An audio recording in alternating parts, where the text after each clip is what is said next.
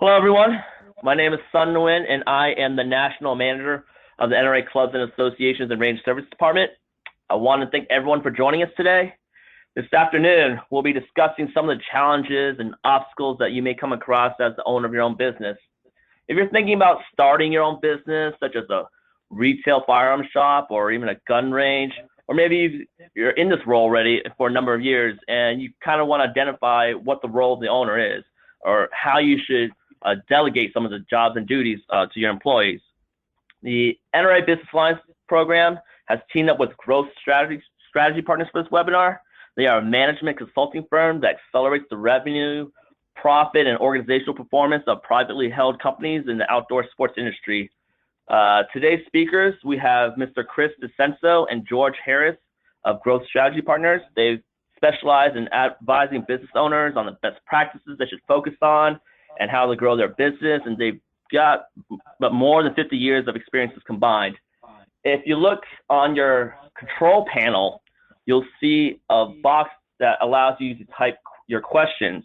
At any time during this presentation, feel free to ask us questions. We'll be happy to answer them at any time.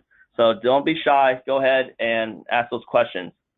This webinar will also be recorded, and we can send a copy of this presentation to anyone after the webinar for them to have. So don't worry about if we're going too fast or you can't take enough notes. We'll send you a copy of this, and this webinar will be recorded and posted online. And Chris, George, I'm gonna hand it off to you guys. I know we got a lot to cover today. Son, thanks very much. This is Chris DeCenzo. Welcome to the role of the president, owner, in small to medium-sized businesses. We've got my partner here, George. George, you there? I am here. Welcome, everybody. We look forward to a very productive webinar for you today. And so we're gonna make it as interactive as possible. If you have questions, when you have questions, type them in. Son might interrupt us along the way and ask them. Otherwise, we can also get them at the end. So let's jump right in. Let's get started. Let's first talk a little about the situation that we're in. What's the situation? And it's changed obviously in the last 8 years between the roller coaster. But we're at a situation which most of the industry now, the shooting sports industry, they're calling it the new normal. I don't necessarily like that because that new normal happens quite often here and there. But we're dealing with a situation, or you're dealing with a situation where demand's down. We've got a Republican in the White House. Demand's down. I think NICS that I saw is down 12% year to date. And you've got shoppers, that may come to your store and poke around and ask a bunch of questions. Then they go online to buy it because it's $25 or $50 less.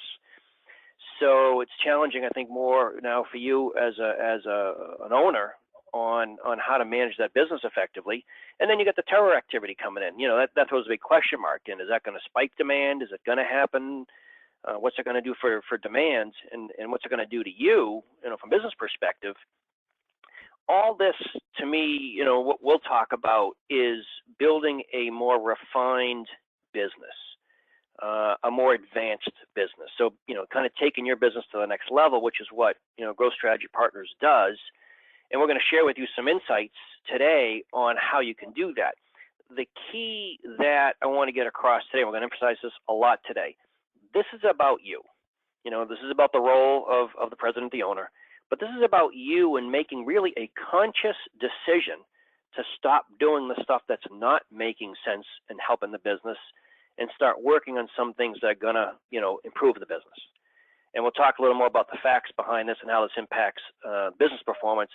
But just keep in mind, and I guess ask you to think about, geez, what am I doing? As we go through what the role should be, think about what you're doing, how much time you spend on that, and you're spending it on the right things. And if you're not, how are you going to make a change? How are you going to stop doing and start doing the new things? So today's agenda. We're going to outline, basically we define the 3 responsibilities of that president and owner, and hopefully motivate you to take some action to start implementing them. We'll give you a little introduction, tell you a little about George and I. We'll talk about the current SMB, small, medium-sized business. What's the situation that you're dealing with probably? What are the 3 roles that you should be focusing on, the 3 responsibilities, and then, how do you implement this? How do you be successful? So a little about us. I'm obviously the good-looking one on the left. The background on me is I'm an engineer. I did work for Ruger and been shooting for a lot of years. But we've worked with business owners and help building their growth plan and helping them be successful both personally and professionally from a coaching role.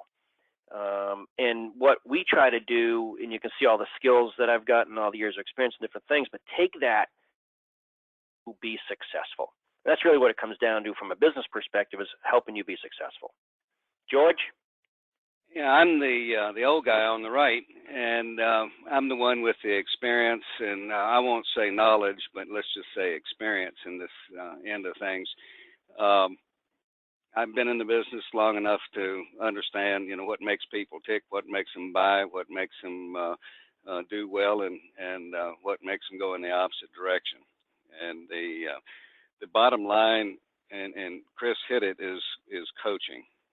One of the things that a business owner needs, or a president or a CEO, is a coach, because they really don't answer to anybody else, and they need to stay grounded in a lot of cases, of course, unless they've got a board of directors. But the bottom line is having a coach that's got experience and knowledge in the business that they're in helps them to keep focused and be pointed in the right direction, therefore become successful.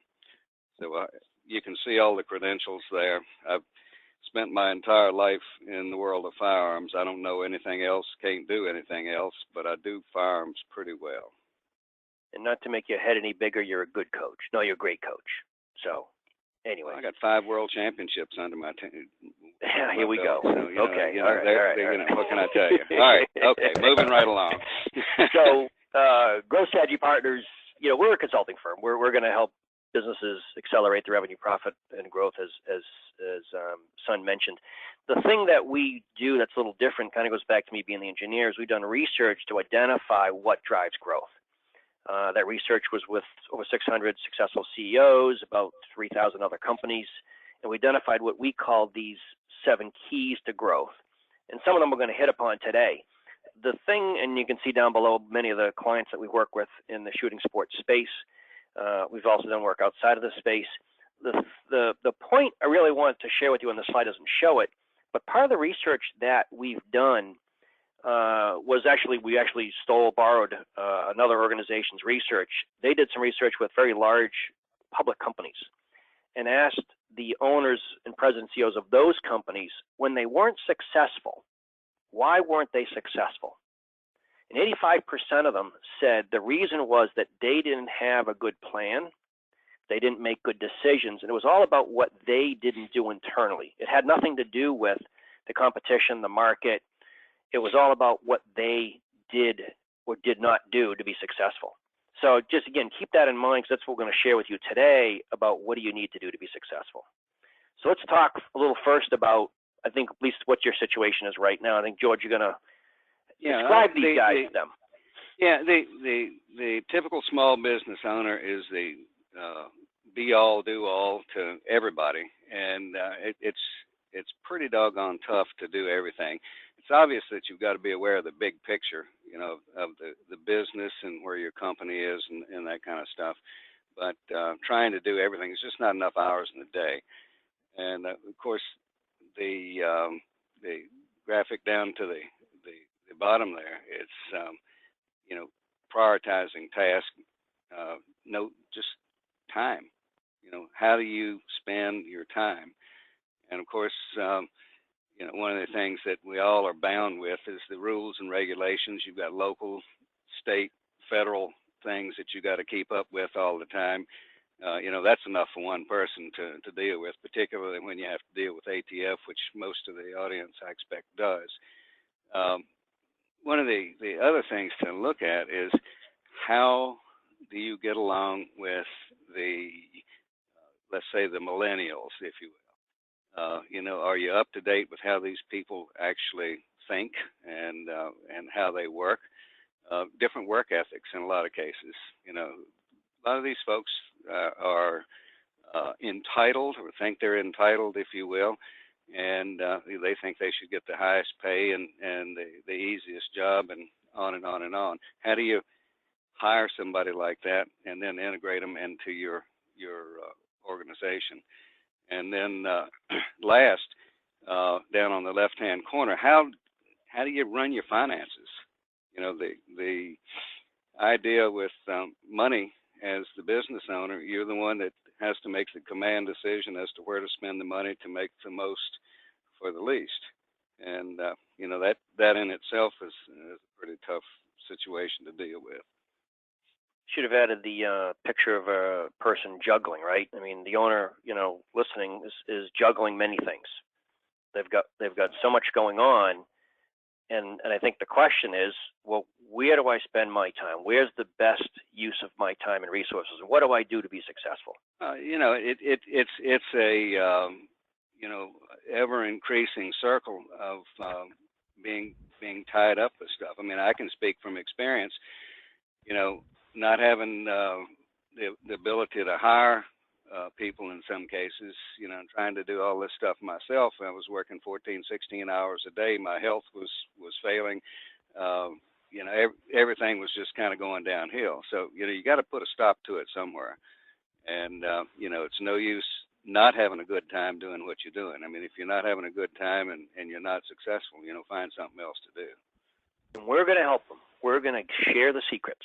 But again, you know, before need a good coach. Need a good coach. Well, we need some answers. And what I want to do before we jump into the answers is ask a poll. So in front of everyone here, you should see the question says, my number one challenge as a president is managing. I'd like you to click on that. Click on which one you think is, I get some categories here, but what do you think is the number one challenge you're dealing with as a president? Be interested to see that ourselves, and also I'm sure other owners might be interested to see what the answer might be. Just one. Just one. Yes, I think they only get one. You only get one choice here. And once people vote, well, I'll close it and actually show it, and everybody can see what everyone else thinks is the challenge. And then we'll move on and actually hopefully give you some of the answers. So we got almost 70, 80%. So we give you another 10 seconds, and then we're going to close it, and we're going to share it. And then we're going to move on. In fact, I'm going to do that right now. Close it up. Let me show you what people are saying. The number one challenge presidents have in managing is, George, what do you see? Finances, money. Money. So money management. Not about the money, it's about the money. And employees and customers, but most of them are talking about money. The biggest challenge is managing money. That's interesting because I know this topic of the role of the president CEO was something that we did NRA did a survey of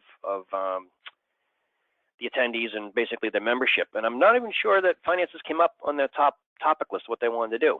But let's do this. Let's keep this in mind as we go through today. You know, their number one challenge is finances, and maybe in fact, I'm sure some of the stuff we're going to share with them today is going to help them. So let's go back to the presentation and talk about. So what are the three priorities? What are the three things that you need to do to be successful, to have a successful business? And here's the answer. You need to set direction. Okay, and say build the growth plan. Help your employees, your organization, help them understand where you're going. Second thing is you got to build that team. You got to build the culture around that team, and then you need to facilitate execution. You got to get things done. You got to help break down the barriers. You have to help them be successful. It's changed in a lot of years where, you know, the employee had to adapt to the boss. Now the boss needs to adapt to each employee and treat them all special and unique and different. So we're going to go through today these three things that you should be focusing on to be successful. So let's start with setting direction and building that growth plan. And of course, why are we doing this? Money. Time is money. Efficiency in operation equals time, which equals money. So that's something that we've got to look at. And differentiation of our products. I can't tell you how many folks we've talked to, and we'll just say, why is your product any better than anybody else's? And it's like, well, made in the USA. Well, that's great, but you really haven't thought this thing through, because there are a lot of other products made in the USA that are directly comparable. I mean, you've got to get right down to the nitty-gritty, do your research, and understand why your product is better, or at least be able to explain why your product is better than anybody else's.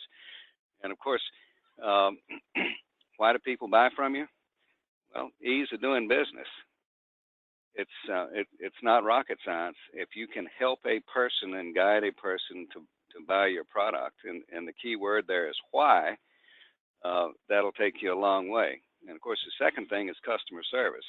They have to come back to you to ask a question. You've got to be very efficient and clear as to how you can help them, and go that extra mile and do the best you can with the customer service. People appreciate that, and if you get good customer service, they'll come back and see you again. If they get bad customer service, they're going to go somewhere else. These are answers. So we're talking about setting direction. And these are some of the questions at the high level that you should be able to answer, for yourself, but also for your employees, right? How are we different from any other store, range, whatever, in our area?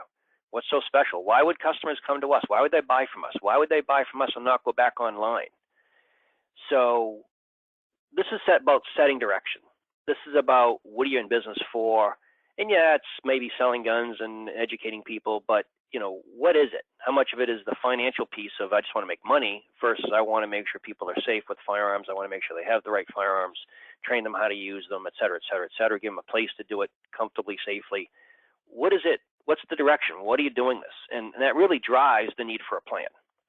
Just let me add one more thing in on that, as far as why they should buy. We talk about the online sales and all this good stuff. If we're talking about firearms, there are always transfer fees, and there's always shipping and handling and all this other stuff. If the hometown gun shop sits down and thinks about it a little bit, when they're showing a gun to somebody and the price is, let's say, a few $10 higher or $20 higher or whatever, they transfer the gun for free because they're buying it right there at the shop. That's number one. Number two, they don't have to pay the shipping. So, have their employees trained so that they can make a case as to why you should buy here. One of the shops I work with offers a lifetime guarantee. As a matter of fact, he's listening to this program today, and that's invaluable. And he also offers a 30-day money back. You buy the gun, if you don't like it, bring it back 30 days. We'll give you that much credit on another gun. So work a little bit to win that customer over, and that's part of that customer service thing, and that'll keep people coming back time and time again. Well, it begs the question, right? Why would somebody, people come to the shop most of the time because they want to touch and feel, but right. How much is beyond that, right? And, sure. Back to direction setting, and planning, what's the plan for the business? What type of business do you want to have? And this is where we're talking about, again, the plan and setting direction. And, here's a lot of reasons why people, talk about why I can't have a plan. But the fact is, every business needs one.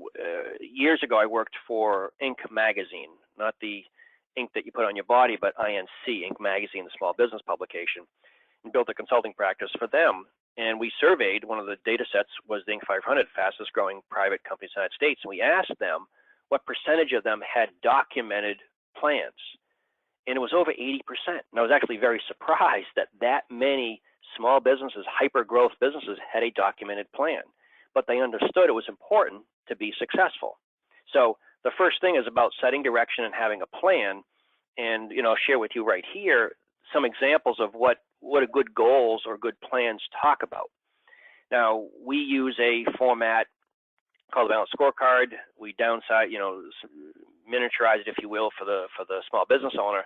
But it looks at 4 perspectives: the financial perspective, the customer perspective, process, and people. And you just have a couple goals in each of these areas, and it starts defining, well, what do you want to do? What do you want to improve? I want to become more customer friendly. I want to focus more on the competitive shooting market? Are you trying to be everything to everybody and all the different segments? Or are you really trying to focusing on competitive or target or personal defense or reloading, or what mix, hunting, where does that come into play? From a process perspective, we all got to deal with 4473s. Well, geez, maybe we could reduce the time. That takes up a lot of time. How do we do that? We've actually got a retailer we're working with, actually not in the shooting sports, and we went through this process with them, and I was asking the owners, husband and wife, what are the goals? What do we need to do here? And after some, discussion and workshop, whatever, it came down to two simple goals. And they defined it as order excellence, which meant they wanted to make sure when a customer came in that customer's expectations were set correctly. We took their order correctly. We purchased the product and services that they needed and delivered it, installed it in an excellent, order excellence, meaning basically 100% accurate all the way through. They had challenges with things being dropped, either schedules being miscommunicated, parts not being purchased, and the customer wasn't happy. And the other goal they had was increased communication, okay? And that was internal and with the customer. So two simple goals. We're going to improve order excellence and we're going to improve communication. And then they set up some ways to measure it so they knew if they were getting better. And actually part of the communication was having quarterly meetings with all employees and sharing where the business is going, what they're doing. So the first thing here is setting direction and building, your growth plan, and that means putting goals. So question to you listening is, how many do you have a defined plan, defined goals for the business? That's kind of the first thing. Second priority is developing the team and the culture. We get some, I get some debate. Now, these aren't necessarily in order. Some people say, geez, don't I need the team before I built the plan? Kind of goes back and forth. If you're starting the business, you, your spouse, or your partner may need to build the plan and then start deciding what type of team you want, and then the team comes from there. So let's talk about building this team and how important it is. Excuse me.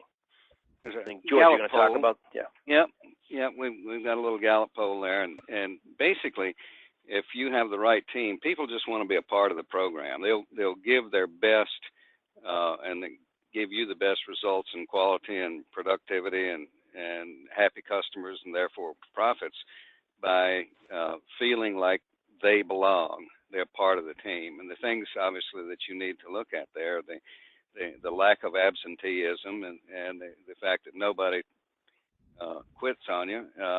Safety, of course, is really job one. Quality, of course, guarantees that the customer is going to be happy with the production that everybody has. And again, the profit goes up, and that's an example of exactly what you want in a high-performing organization.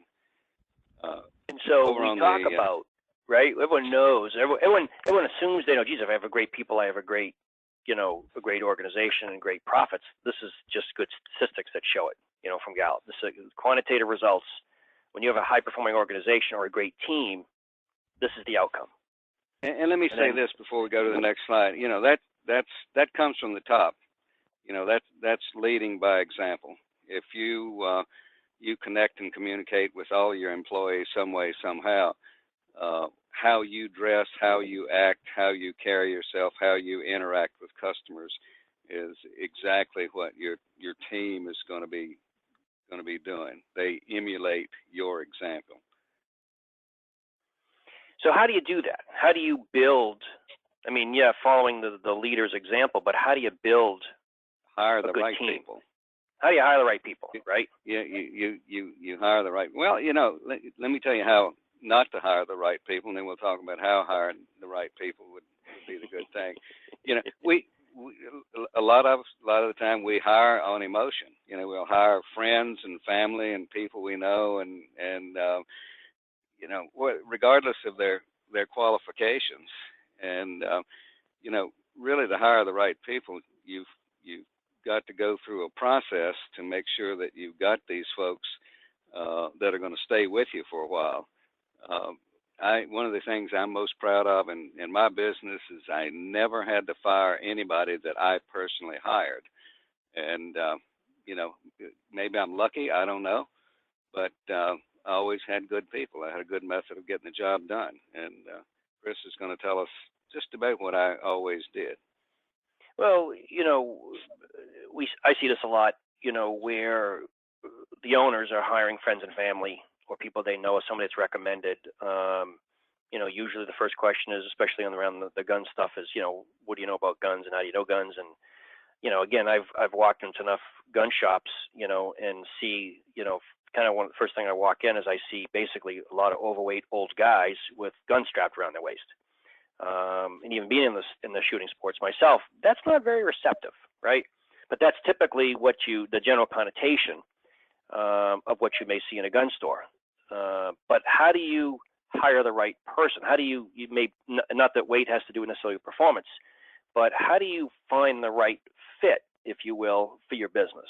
And then we're going to show you how to age. Watch that age business on the old guys. We've got a lot of time and grade and knowledge and wisdom to add to it too. So yeah, right, go ahead. There's a value in that, right? But how do you take that experience and is that experience, what the store, or dealer's looking for? So here's a fit matrix, if you will, right? When you look at the skills of the person on the left, you can look at that using their resume. You can look at and checking out references and doing the interviews. You look at the company itself, the organization. What type of culture does that organization have? And we'll talk a little about culture a little later. And then you look at the job, and you're trying to find that intersection that this person, this company, and the job all fit perfectly.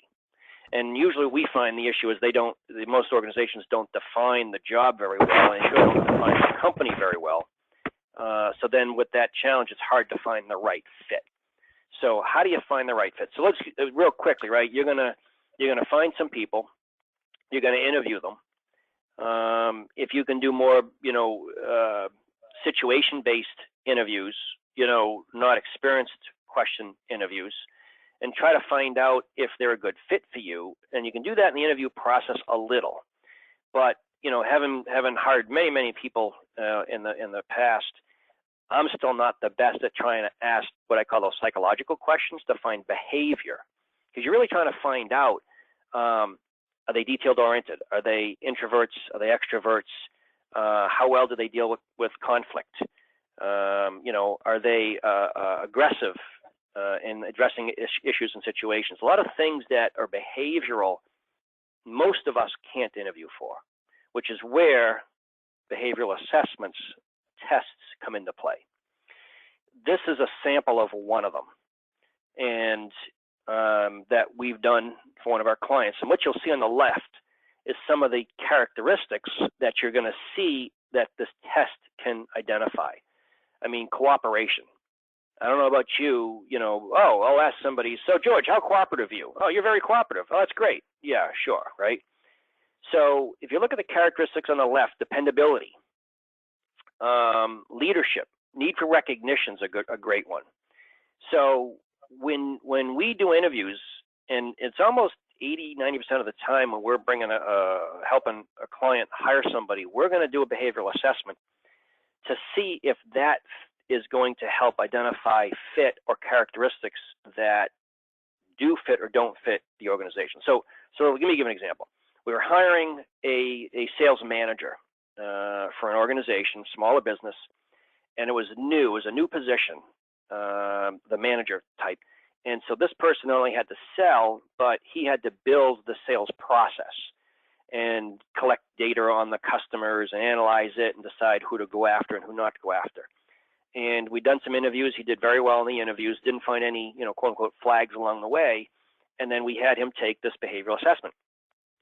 And what came out of that was that his detailed orientation was very weak. He wasn't detailed oriented. And the question or the issue was that we were now asking him to build processes and put data in that required detailed orientation. So there's a little flag there. Well, so what we do in our process is, we do interviews in the beginning, narrow down the 5, 6, 10 people down to 2 or 3, give them the assessment, then do a follow-up interview based on what we learned in this assessment. And so we went back to him and we basically, asked many other questions, but asked him about his detailed orientation. Geez, we've noticed based on this assessment that you're not very detailed oriented. We got a little concern about that when it comes to the process you need to put together. And his answer was, yes, Chris, I'm actually aware of that. That's been brought up to me in the past. It's something I'm working on, and it's something I know I need to be more focused on. Now, the answer was awesome because it was a recognition. But what we did, eventually we hired this person, but we knew now as we brought him on board that we all collectively needed to look at his detailed orientation because we knew he had a weakness and he knew he had a weakness. Another example, this is actually a sales VP, and this is a VP that was trying to build a sales team. And again, same process. And as we gave him the test, it came back that under pressure, he reacted to an individual, not a team base. So when things are getting pressured on him, it's all about him. It's not about the team. And we needed somebody to really manage and build the team. So again, we used this as a tool in a follow-up interview and asked him about, working under pressure and how does he act? And his response was, Chris, I'm all about the team. It's all about the team. It's not about me. It's never about me. It's always about the team. And basically, he denied the characteristic weakness. And with other follow-on conversations, we decided not to hire this person. So this is something that can be very, very helpful in kind of making that final assessment on hiring or not hiring somebody. There's many different types of tests out there. George, I think we've used a few. There's actually a few mechanical aptitude tests. Right. Yep. Some of our clients looking for gunsmiths or someone that's going to do assembly work.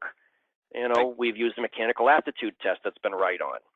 So this is something that we highly, highly encourage for you to use. By the way, I think this test here is $77 or something like that. It's in the whole scheme of things, it's not a lot of money when it comes to key employees.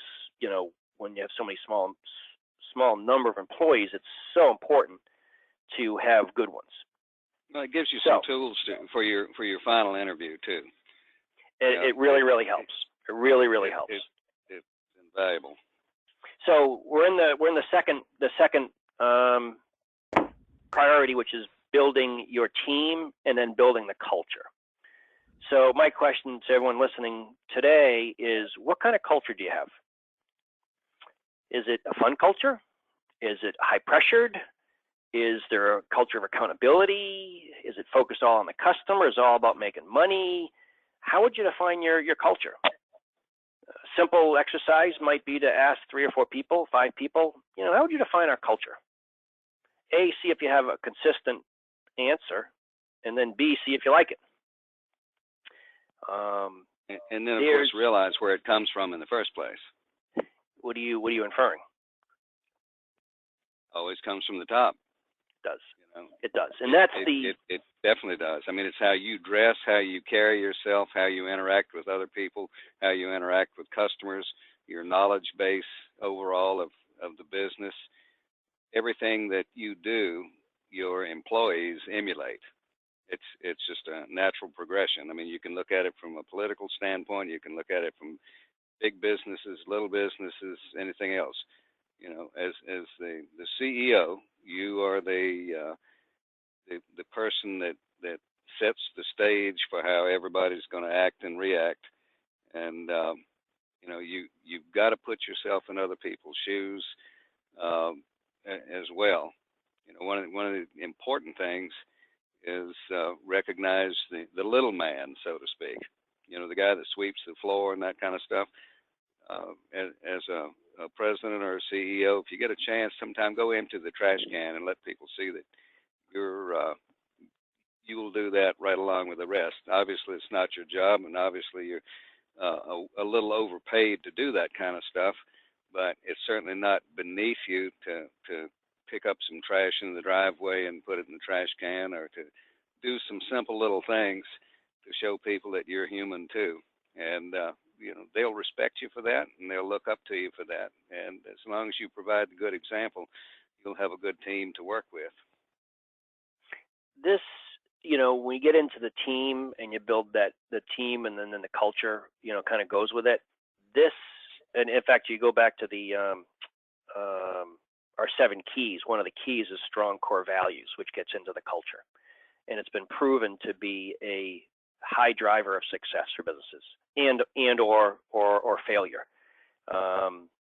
There's a client that we've done work with, and when we did some assessments of that business, we found out that culture was toxic. It was not a fun place to work. It was high pressure, no thank yous, all negative stuff, and it was all driven by the president at that time.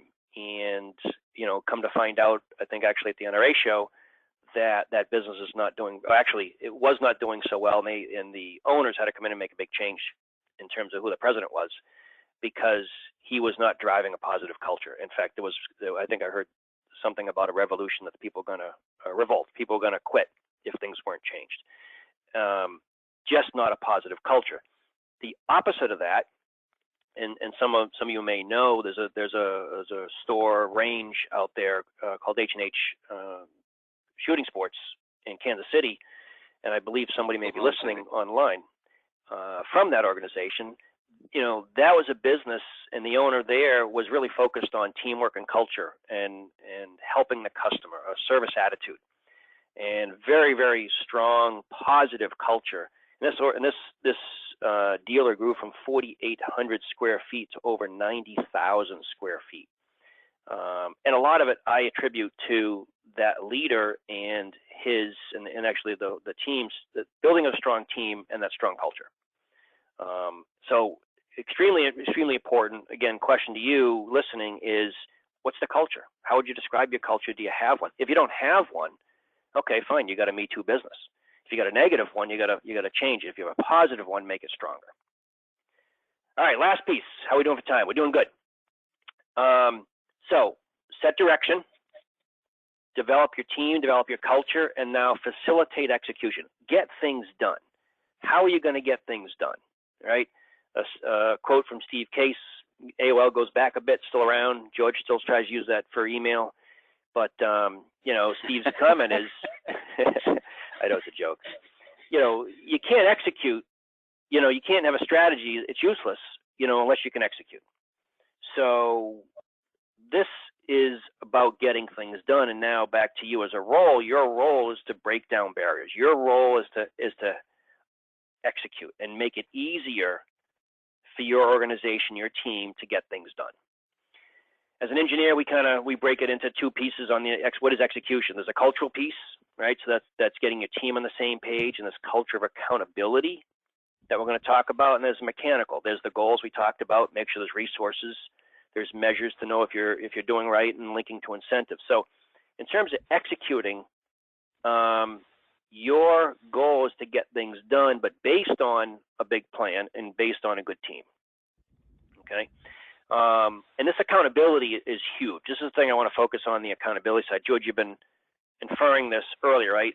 The owner, the president, it's his or her thumbprint, right? That drives the culture of accountability, the culture lack thereof. And it's kind of what we've been saying today. It's you, the owner. You're the one that's driving this. So you're the one that's got to take, or that has responsibility, and you've got to take that responsibility and fix it. We've got if there's an issue. We've got a client, again, a different retailer, and the owner himself is not detailed oriented, and he's doing some selling, and he misses things a few times, and he kind of goes, "Yep, that's who I am. I'm just not a detailed oriented guy."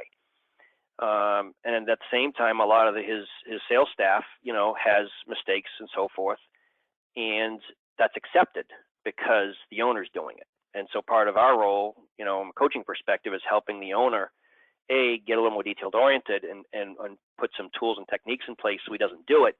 But at the same time, communicate to his staff, look, I know I'm not perfect. I'm working on it. Doesn't mean you cannot be perfect. But again, we're not saying just, what is it? Do as I say, not as I do. So that leader is driving this. And when you talk about accountability, right, are you holding yourself and your people accountable? Probably the number one thing that we don't see in organizations is there's a lack of accountability. We may see the plan, we may see a good team, but then the team falls apart because the head person isn't holding his team accountable or her team accountable, and then that trickles down through the organization. So you see, are their goals set? Are they supposed to be completed? Is there a reward system in place? Do you recognize when people get things done? And you'll see the classic, failures we see here, showing up late for meetings, no goals, no meeting, no agendas.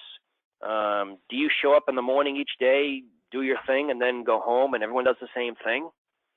Is there a reason that, or something that's going to get done that day, that week, that month? And who's holding people accountable? So we look at who's holding you accountable is a big part of that as well. The accountability of the number one guy. Who does he answer to or she answer to? And again, how do you get feedback from your folks? A lot of times they're afraid to give you feedback, and that's where you need somebody, as a peer in another business or a coach or somebody else to make sure that you're grounded as well. Very important.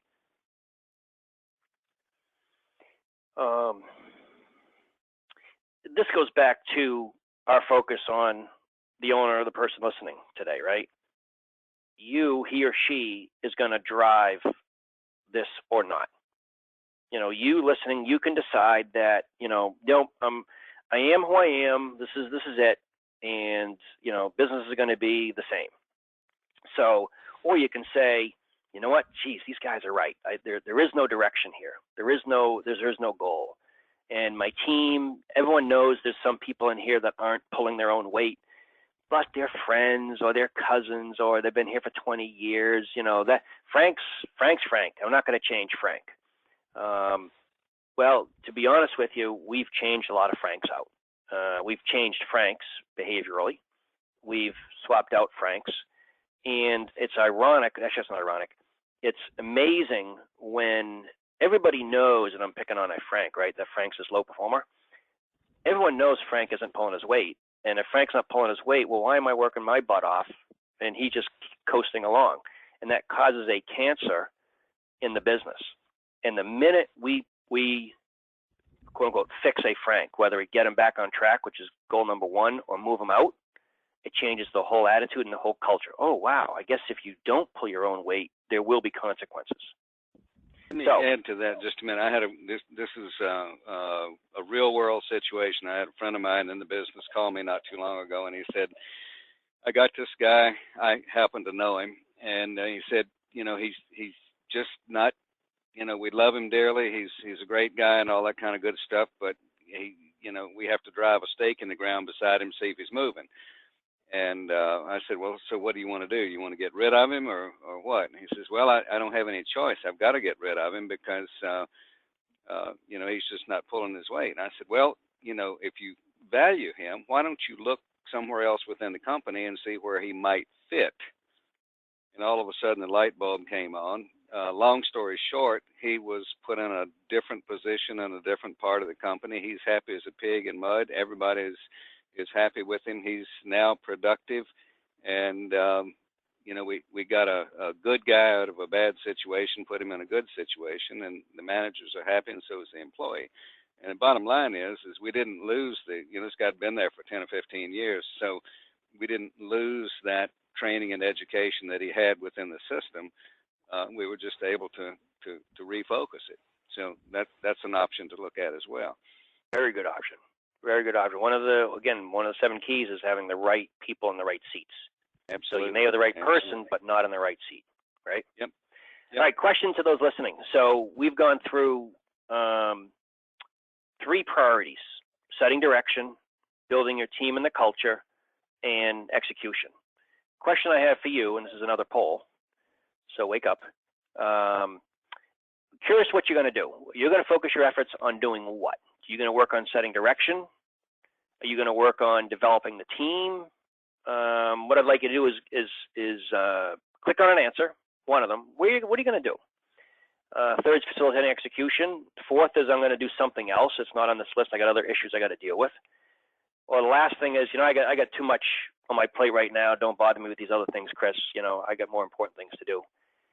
Be curious where you think you need to spend the time, and then again, I'll share this with those listening, because it'll be your reaction to see why. Why are some people focusing on direction versus execution or other? My assumption is if you already got your plan, then it might be a matter of building a team and getting the execution done. So let me.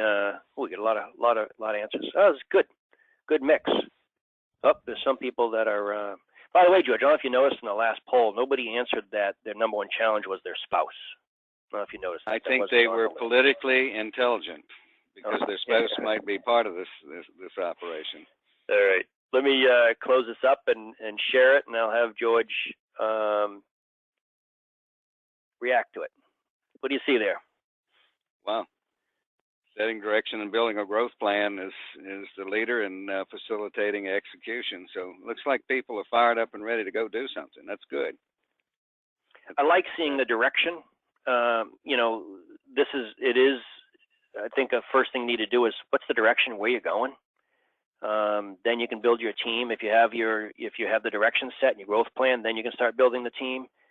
I was surprised, I'll be honest with you, that the team is the lowest of the three, because it's usually where most organizations are weaker, or they've got changes they got to make there. Where direction, you can kind of set it. The team is something that usually might need some swapping out. Excuse me. But anyways, there wasn't anything else except a few people, 8%. I have too much on my plate. That's pretty funny. Something about you controlling your own destiny. That's what this gets back to. If you get too much on your plate, then that raises a whole other set of questions. All right, I'm going to close this out and basically wrap this up. Questions. Son, I don't think I've seen any questions. I got a few that came through. Were there others that I missed there? No, I think there's one that came in. Is it more important to hire a person or identify them based on their skills, or is it more if they're a fit for the company or a fit for the job? What is your take on that, Chris? So let's see if I can take a long answer, make it short. The fit is going to take into account the job, the position, the person, and then also the stage that company's in.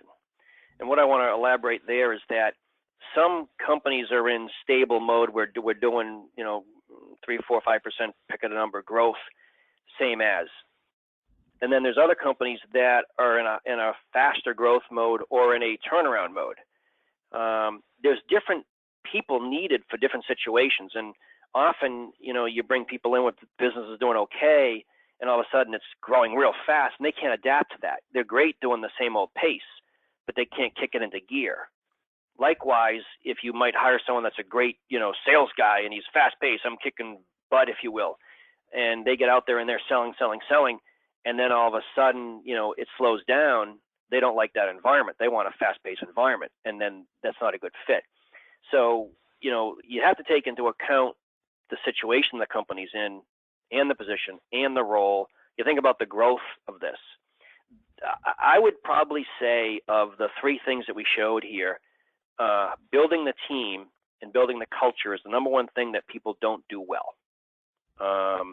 And I've learned over the years that this is a skill set. This is not, I know people I can interview. There's a skill, there's a science behind getting the right people. And most of us don't know how to do it or do it well.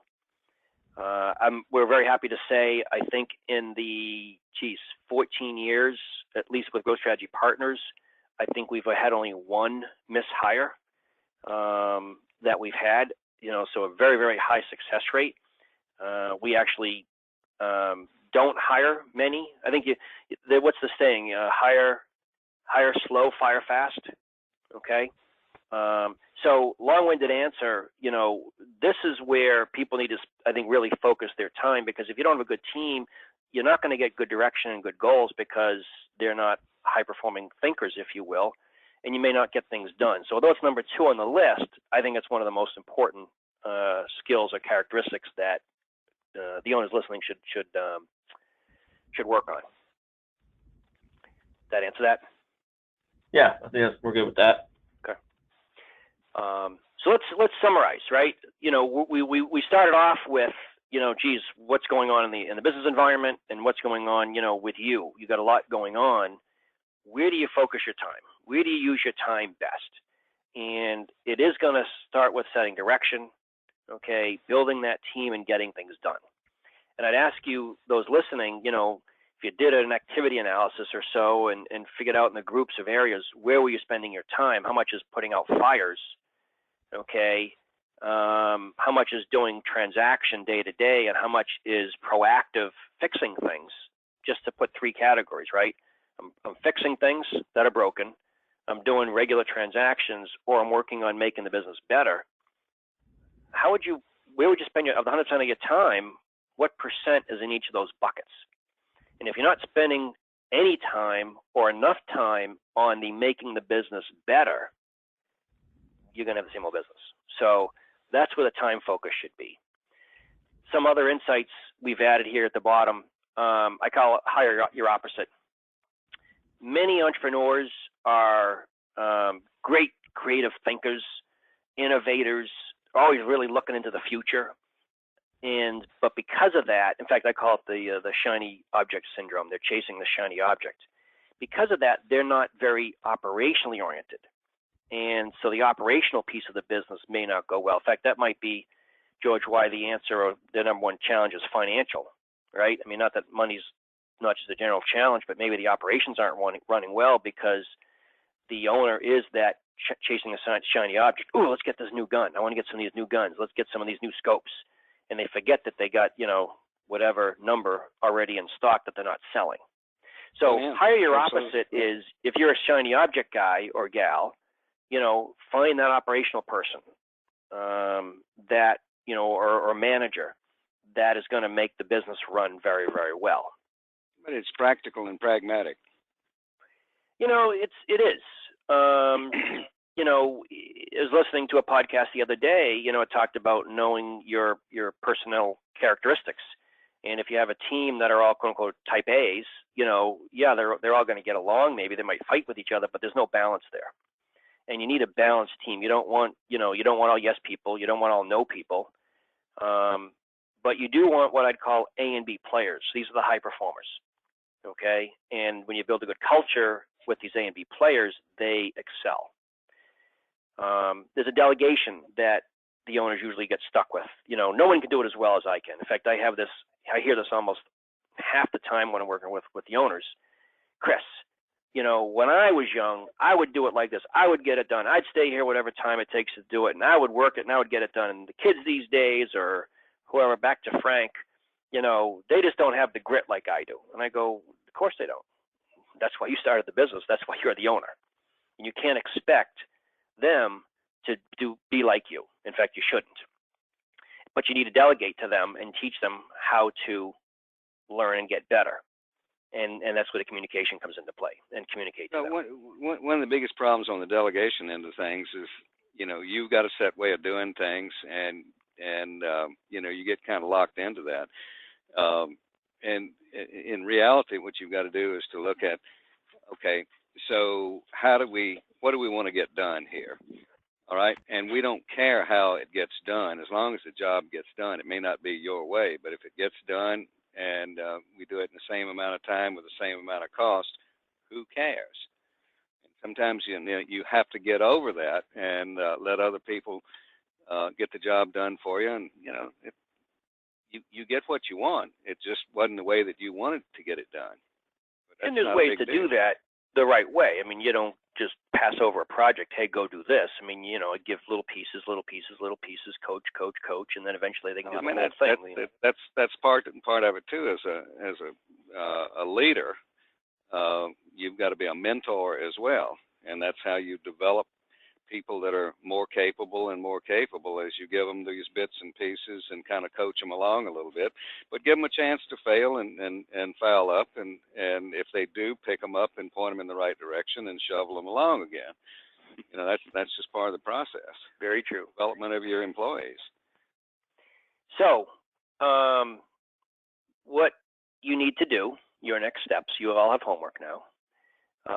What's that one goal? One thing you're going to do, you kind of identified it in the previous poll, right? Most of you said that I need to set direction. So, you know, focus on it. You know, set a time frame. All right, I need to set direction. I need to answer these questions and outline maybe when you're going to get it done in the next 60 days, per se, and start working towards it. Okay, pull your team together. Let them help you set direction. Let them help you execute better. Do a little self-analysis, self-audit. The other thing is, you know, when you need help, ask for it. This is probably another character flaw with highly successful entrepreneurs or successful entrepreneurs is they don't ask for help. I'll do it. I'll figure it out. You know, there's many times that you don't know the answer. You're going into territory you haven't been before. There's a few organizations I know in our industry that have probably hired 3 or 4 sales and marketing managers in the last 5 years. You know, and this person, you know, just doesn't recognize they don't know how to hire correctly. But they're not, you know, we've spoken to them. No, I got it, Chris. I know what I'm doing. Well, obviously you don't, okay? So recognize the fact that you may not have some strength in certain areas and ask for help. We've got some videos, some articles, podcasts, all somewhat connected to growth planning, hiring people, differentiating your product. Feel free to look at that. And then if you have some questions we can answer, you know, give us a ring, pop us an email. This is something we'd like to do. We'd love, as an engineer, I like solving problems, right? And the problems happen to be business and personal, and it makes everybody, makes the business successful and makes the owners happy, so it ends up working out well.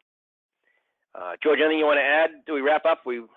Yeah, I got two little things, 2 little guidelines that I've lived by that seem to work for me. Number one is lead by example. You know, the people that work for you will follow your lead if you step right up front and act like you know what you're doing. And the other part of it is treat others the way you'd like to be treated.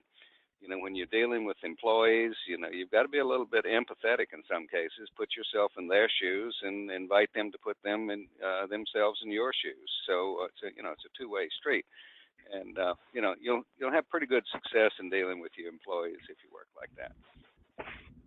Well, thank you everyone for listening. Sun and the NRA, thank you very much for this. Well, thank you, Chris. Thank you, George. Thank you for your time and sharing your knowledge with everyone. If you guys have any other questions, or if you have topic ideas that you would like Chris and George to focus on our next webinars, feel free to email us and we'll get that out to you guys so we can plan the next webinar. Are you guys able to just hang on just for a minute in case anyone has any other questions? Sure. We can. What I'll do is we'll stop the recording now, but we'll hang on for another minute or two. Okay.